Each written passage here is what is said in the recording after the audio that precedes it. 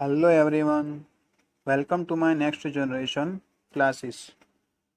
તો આજે આપણે સેકન્ડ ચેપ્ટર એટલે કે ભૌમિતિક આકારોની ગણતરી કાઉન્ટિંગ ઓફ જીઓમેટ્રિક ફિગર્સ ચેપ્ટરની શરૂઆત કરવા જઈ રહીએ છીએ, જે તમને આવનારી પીએસઆઈ, કોન્સ્ટેબલ અને સીસીઈ ની અંદર ખૂબ જ ઇમ્પોર્ટન્ટ હશે.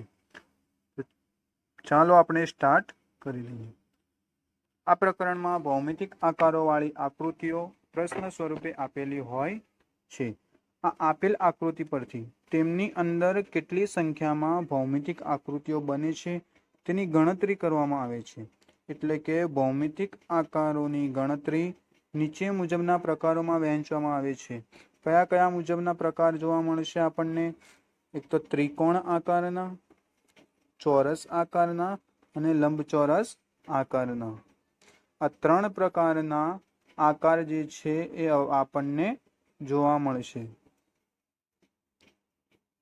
તો એમાંથી જે છે પહેલો ભાગ ત્રિકોણની ગણતરી એટલે કે કાઉન્ટિંગ ઓફ ટ્રાયેંગલ. એક્ઝામમાં તમને આ ટાઈપમાં ત્રિકોણ તમને આપેલા જ હશે, જેમાં ત્રિકોણના કયા ભાગમાં કઈ ગણતરી કરવી એ તમને જોવા મળશે.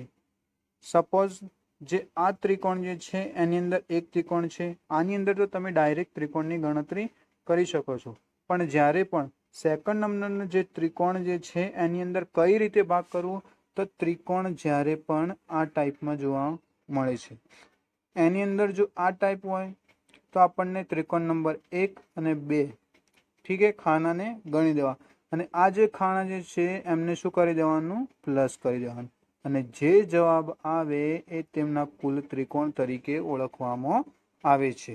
એટલે કે કુલ ત્રિકોણ સેકન્ડ નંબર કેટલા આવશે? 3. પછી જ્યારે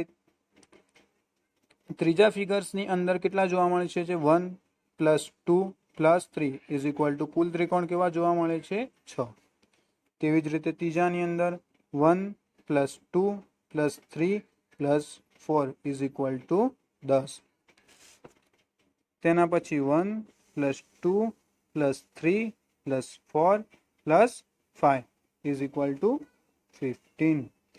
એટલે કે ટોટલ આપણને ત્રિકોણ કેટલા જોવા મળે છે? તો 15 ત્રિકોણ આપણને જોવા મળે છે. તો આ ત્રિકોણની અંદર ખાસ તમે યાદ રાખજો કે જ્યારે પણ ત્રિકોણ ફિગર જોવા મળે તો એ ત્રિકોણના જેટલા પણ ભાગ હોય એ ત્રિકોણને પહેલા તો નંબર આપી દેવા, 1, 2 અને 3. એ જેટલા પણ નંબર હોય તેમનો શું કરી દેવાનો? સરવાળો. 1 + 2 + 3, અને જે જવાબ આવે એ તેમનો કુલ ત્રિકોણ જોવા મળે છે. એટલે કે 1 + 2 3, 3 + 3 = 6. તો કુલ ત્રિકોણ કેટલા જોવા મળે આની અંદર? 6. ઠીક છે. તો ત્રિકોણના ઊભા ભાગની ગણતરી કઈ રીતે કરી શકાય તે તમે જોઈ શકો છો.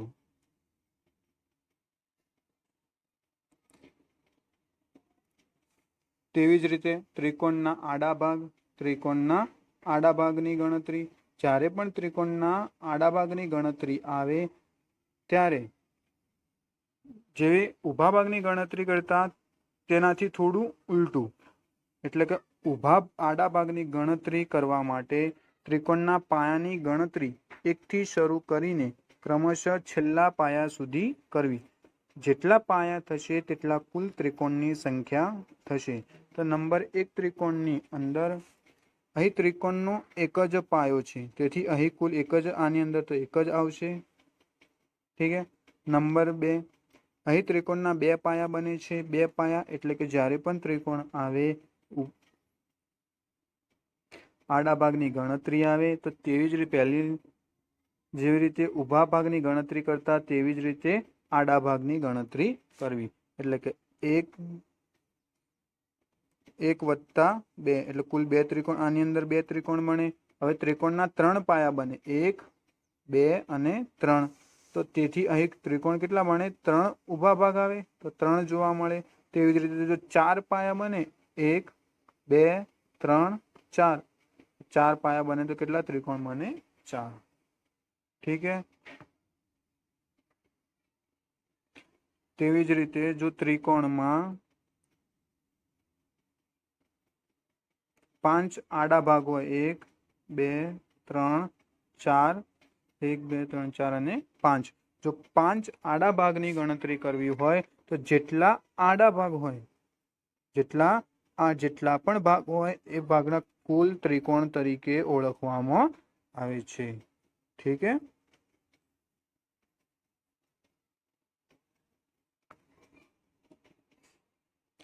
હવે ત્રિકોણના ઊભા અને આડા ભાગની ગણતરી. હવે બંને ભેગા આવશે. હવે ત્રિકોણના ઊભા અને આડા ભાગની ગણતરી. ત્રિકોણના ઊભા અને આડા ભાગની ગણતરી કરવા માટે સૌ પ્રથમ ત્રિકોણના ઊભા ભાગની ગણતરી કરવી અને જેટલા ત્રિકોણ મળે તેને ત્રિકોણના જેટલા પાયા બનતા હોય તેની સાથે ગુણાકાર કરવો. એટલે કે પહેલા તો ત્રિકોણ કેટલા બને? પહેલાની અંદર 1 + 2 એટલે કે 3, અને પાયા પહેલા તો કેટલા છે? 3. તો પહેલા તો 3 બને ને, 3 એટલે કે કુલ ત્રિકોણ કેટલા આવશે? 3 દુ 6, આવી રીતના. ઠીક હે. પહેલા તો 1 અને 2 તો ટોટલ 3, 1 અને 2 તો ટોટલ 3. તો 3 ગુણ્યા, હવે આડા કેટલા છે? 1 અને 2, તો 3 ગુણ્યા 2 બરાબર કેટલા ત્રિકોણ જોવા મળશે? તો 6. તો 3 દુ 6 ત્રિકોણ જોવા મળશે. ઠીક હે. તેવી જ રીતે આગળની અંદર ત્રિકોણના ઊભા ભાગની ગણતરી કરતા 1 + 2 બરાબર 3 થશે. તેવી જ રીતે સેકન્ડ નંબરની અંદર આપણને ઊભા ભાગની ગણતરી જે છે 1 + 2 + 3 બરાબર 6. 1 + 2 + 3 બરાબર 6. તો 2 આડા ભાગ છે એટલે કે કુલ ત્રિકોણ કેટલા જોવા મળશે? 6 ગુણ્યા 2 બરાબર 12. ઠીક હે. પછી એની નીચે ત્રિકોણના ઊભા ભાગની ગણતરી આની અંદર કેટલા જોવા મળશે? પહેલા ભાગની અંદર 1 + 2 + 3 + 4 એટલે કે ટોટલ સરવાળો કેટલો જોવા મળે? 10. હવે આડા ભાગ કેટલા? આડા ભાગ 1 2 3 અને 4. તો હવે 10 ગુણ્યા 4, 10 ચોક 40. તો કુલ ત્રિકોણ કેટલા જોવા મળે? 10 ચોક 40 ત્રિકોણ જોવા મળે. ઠીક હે. તેવી જ રીતે બીજાની અંદર હવે ત્રિકોણમાં ત્રિકોણની ગણતરી. જ્યારે ત્રિકોણની અંદર ત્રિકોણ આપેલા હોય ત્યારે કુલ ત્રિકોણની ગણતરી કરવા માટે નીચેના સૂત્રનો ઉપયોગ કરવો. એટલે કે કુલ ત્રિકોણ કેવો આવે? કુલ ત્રિકોણ 4n + 1. કુલ ત્રિકોણ કેટલો આવે? કુલ ત્રિકોણ બરાબર 4n + 1. n એટલે કે ત્રિકોણની અંદર રહેલા ત્રિકોણની સંખ્યા. હવે આની અંદર 1 છે, પહેલા ત્રિકોણની અંદર 1 છે, તો 4n + 1. 4n + 1. હવે n બરાબર શું આવે? ત્રિકોણની અંદર કેટલા ત્રિકોણ રહેલા છે? 1 ત્રિકોણ. તો 4 કૌંસમાં 1 + 1. 4 એકા 4 + 1, તો 4 ને 1 બરાબર 5. ઠીક હે. તો ટોટલ ત્રિકોણ કેટલા જોવા મળે છે? આપણને 5 ત્રિકોણ જોવા મળે છે. તેવી જ રીતે બીજા ત્રિકોણની અંદર એટલે કે 2 ત્રિકોણ. આની અંદર કેટલા ત્રિકોણ? 1 2 અને 3 ત્રિકોણ રહેલા, 2 ત્રિકોણ રહેલા છે ત્રિકોણની અંદર. તો 4n + 1, n બરાબર શું જોવા મળે છે આપણને? 2. તો n બરાબર 2 હોવાથી 4 દુ 8 અને ટોટલ કેટલા ત્રિકોણ હોય છે? 9. ઠીક હે.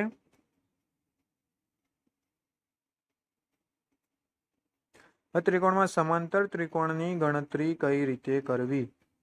તો જ્યારે પણ આવું સમાંતર ત્રિકોણ આવે તો તેની અંદર કુલ ત્રિકોણ એટલે કે 2ની n - 5. પહેલાની અંદર શું હતું? 4n + 1. આની અંદર 2n - 5. n એટલે કે ત્રિકોણની અંદર રહેલા ત્રિકોણની સંખ્યા. 2n. 2n એટલે ત્રિકોણની અંદર કેટલા રહેલા છે? ટોટલ 9 ત્રિકોણ રહેલા છે. તો આપણને ટોટલ કેટલા ત્રિકોણ મળશે? 13 ત્રિકોણ. ઠીક છે, તેવી જ રીતે તમે આગળ પણ જોઈ શકો છો કે બીજા ફિગરની અંદર ટોટલ ત્રિકોણ કેટલા છે? 16. તો 16 દુ 32 અને 32 માંથી શું કરી દેવાના? -5 એટલે 32 - 5 બરાબર 27 ત્રિકોણ. ઠીક છે, તો આપણે જોઈ લીધું કે ત્રિકોણમાં ત્રિકોણની ગણતરી કઈ રીતે કરવી. જો તમને ખબર ના પડી હોય તો પ્લીઝ એકવાર રીડ કરી લો અને આને એકવાર વિડીયો જે છે એને પાછું જોઈ લેવું. હવે પછી આવે છે ત્રિકોણ પછી ચોરસની ગણતરી. ચોરસમાં ત્રિકોણની ગણતરી. જ્યારે ચોરસની અંદર ત્રિકોણ આપેલા હોય ત્યારે કુલ ત્રિકોણની ગણતરી કરવા માટે નીચેના સૂત્રનો ઉપયોગ કરવો. એટલે કુલ ત્રિકોણ બરાબર n ગુણ્યા 2. એટલે ચોરસમાં ત્રિકોણની ગણતરી. n બરાબર ચોરસની અંદર રહેલા ત્રિકોણની સંખ્યા. હવે આની અંદર કઈ રીતે આવે?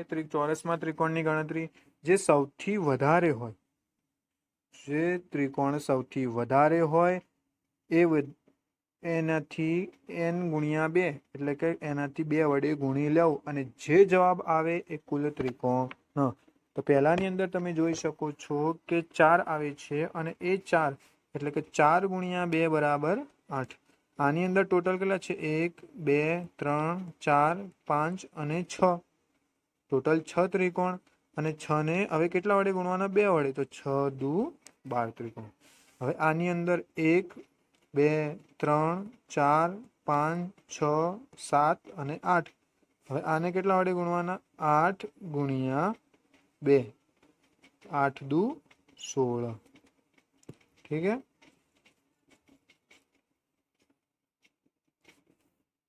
ચોરસમાં ત્રિકોણની ગણતરી કઈ રીતે કરવી? તો જો સૌથી વધારે પહેલા જેટલા પણ ત્રિકોણ છે એ ત્રિકોણને 2 વડે ગુણી લેવું, એના પછી ત્રિકોણની ગણતરી કરવી. હવે ચોરસની ગણતરી. ચોરસની ગણતરી કઈ રીતે કરવી? અહીં દરેક ચોરસ એ લંબચોરસ બનશે, તેથી અહીં ચોરસને પણ લંબચોરસ તરીકે લઈ ગણતરી કરવી. ચોરસમાં ચોરસની ગણતરી નીચે મુજબ 2 પ્રકારે કરવામાં આવે છે. ડાયરેક્ટ તમે જોઈ લો. આની અંદર તમને થોડી કન્ફ્યુઝન રહેશે એટલે તો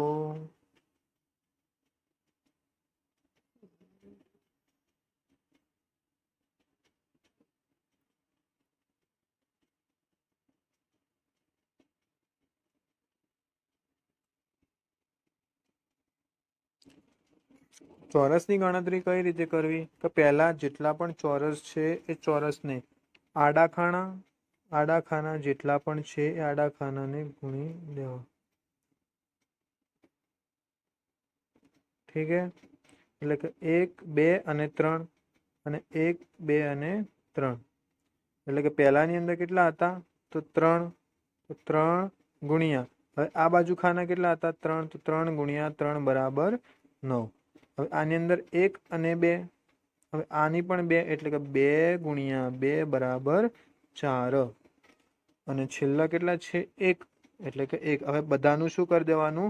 સરવાળો. એટલે કે 9 + 4. એટલા કુલ ચોરસ કેટલા જોવા મળે છે? 9 + 4 + 1 બરાબર 14 ચોરસ.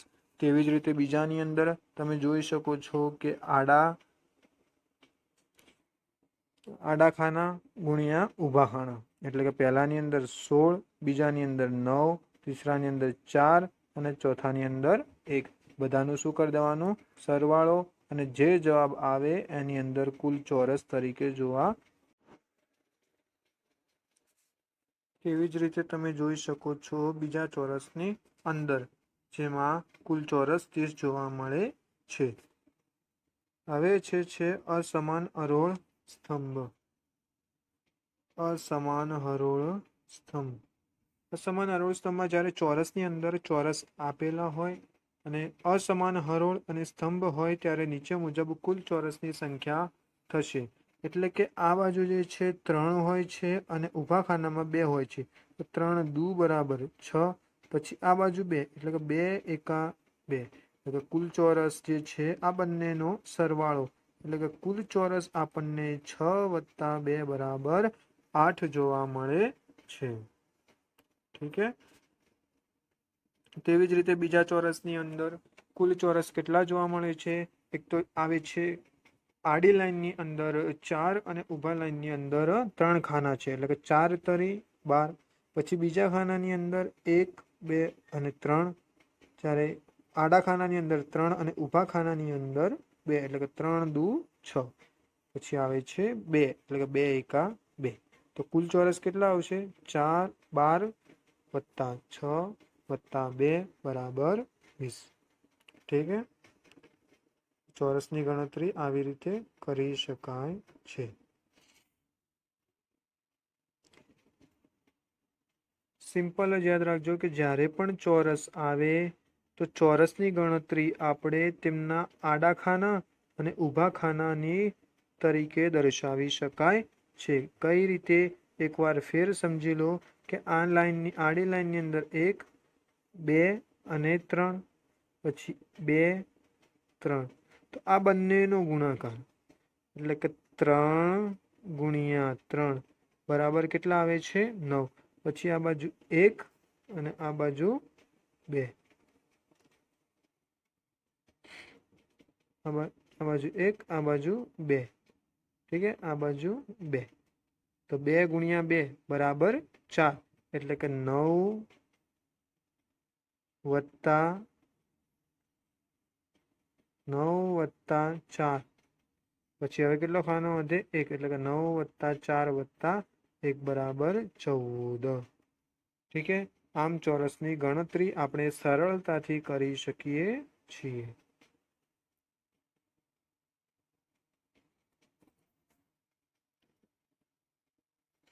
હવે લંબચોરસની ગણતરી, જેવી રીતે ચોરસની ગણતરી કરી એનાથી થોડું ઉલટું આપણે લંબચોરસની ગણતરી કરી શકીએ છીએ, જેની અંદર ડાયરેક્ટ આપણે જોઈ શકીએ છીએ કે હરોળના ક્રમનો સરવાળો એટલે કે પહેલા હરોળમાં કેટલા છે? 1, 2 અને 3 આ બાજુ. ઠીક છે. તો હરોળના ક્રમનો સરવાળો કેટલો જોવા મળે છે? 6. સ્તંભના ક્રમનો સરવાળો 1 વત્તા 2 વત્તા 3 બરાબર 6.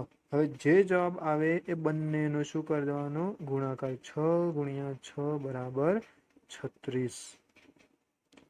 ઠીક છે. 36 જે છે ટોટલ કેટલા ચોરસ મળશે? 36. તેવી જ રીતે બીજા ચોરસની અંદર પણ તમે જોઈ શકો છો કે હરોળના ક્રમનો સરવાળો કેટલો હોય છે? 10 અને બીજા ક્રમના હરોળનો સરવાળો 10 જોવા મળે છે. તો બંનેનો ગુણાકાર.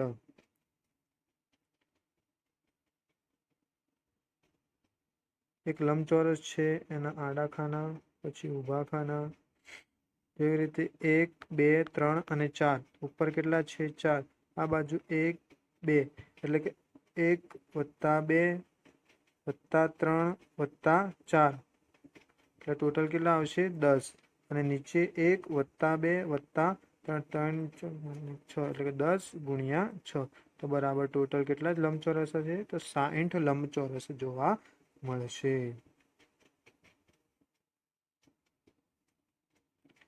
ઠીક છે. તેવી જ રીતે અસમાન હરોળ સ્તંભની અંદર પણ એ જ રીતે જોવા મળે છે, જે હરોળના ક્રમનો સરવાળો એટલે કે 1 વત્તા 2 વત્તા 3 બરાબર 6. અને સ્તંભના ક્રમનો સરવાળો એટલે કે 3, એટલે કે 6 ગુણ્યા 3 બરાબર 18 લંબચોરસ. તેવી જ રીતે તમે છેલ્લા 2 લંબચોરસની અંદર તમે જોઈ શકો છો. એ જ મેથડથી, એ જ પદ્ધતિથી આપણે સોલ્વ કરી શકીએ છીએ. એકવાર બતાવી દઉં ફેર કે જ્યારે પણ લંબચોરસની ગણતરી કરવી હોય ત્યારે આડા ખાનાનો જેટલા પણ ખાના હોય તેનો સરવાળો અને ઊભા ખાનાનો પણ સરવાળો, અને જે જવાબ આવે એ બંનેનો ગુણાકાર. 1, 2, 3 અને 4. ટોટલ સરવાળો કેટલો હોય? 10. પછી 1, 2 અને 3 ગુણ્યા 6, તો 10 6 60. તો 60 લંબચોરસ જોવા મળે છે. આમ તમે ત્રિકોણ, ચોરસ અને લંબચોરસની ગણતરી કરી શકાય છે. Thank you very much.